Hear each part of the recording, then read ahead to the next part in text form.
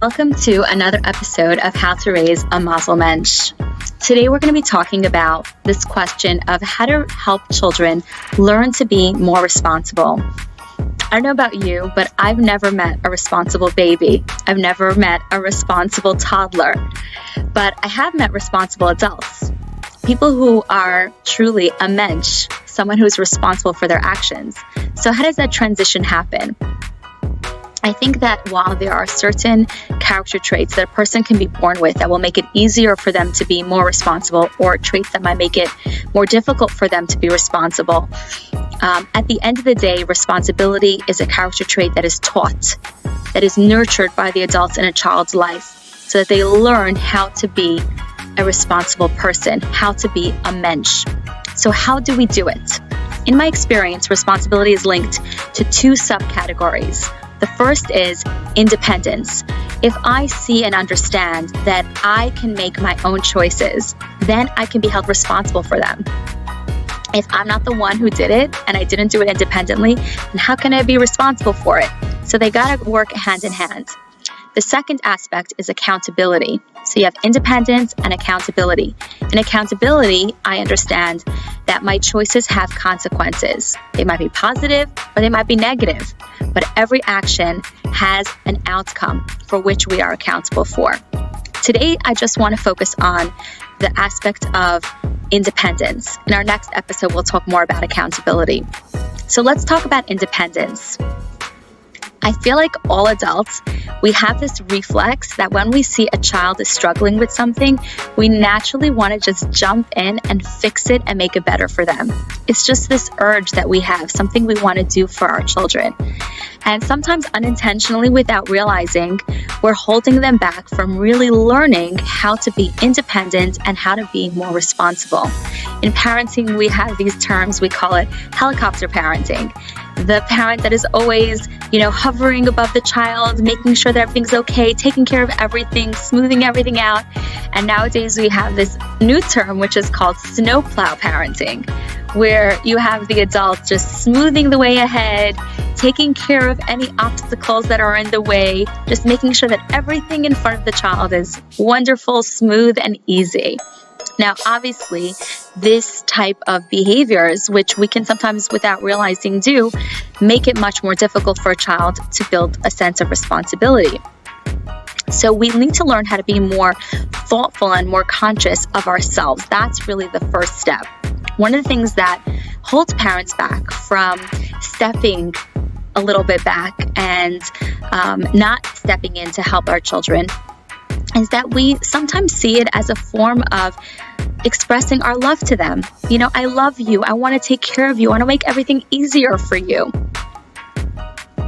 And the consequence of that can really be that holding the child back. So how do we deal with this? There's this great series of books called 5 Love Languages that identify different ways that human beings like to express love or like to receive love. And acts of service is 1 out of 5 love languages. But there are also 4 other ones.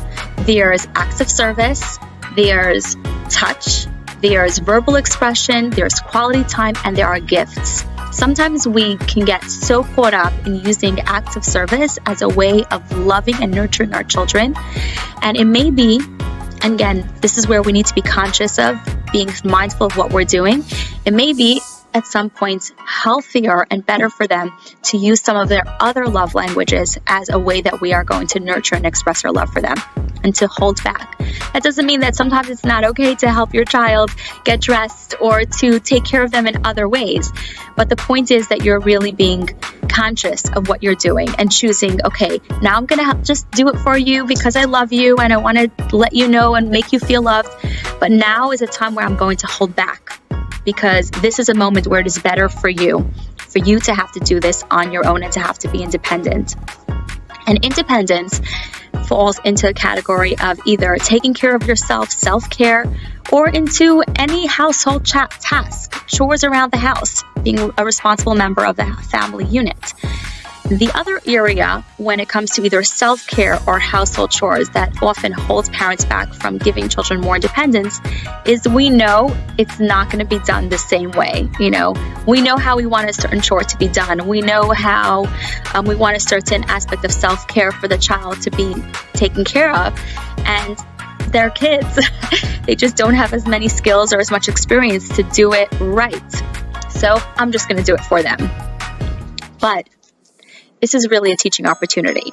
If we identify an area of a child's life that we know they really could do it on their own, and they can if we guide them, once we identify it, the first step is to do it with them, to teach them, to show them, this is how it's done. Let's do it together. Here's how we set the table. Here's how we wash dishes. Can you take care of this part and I'll do this other part? Here's how we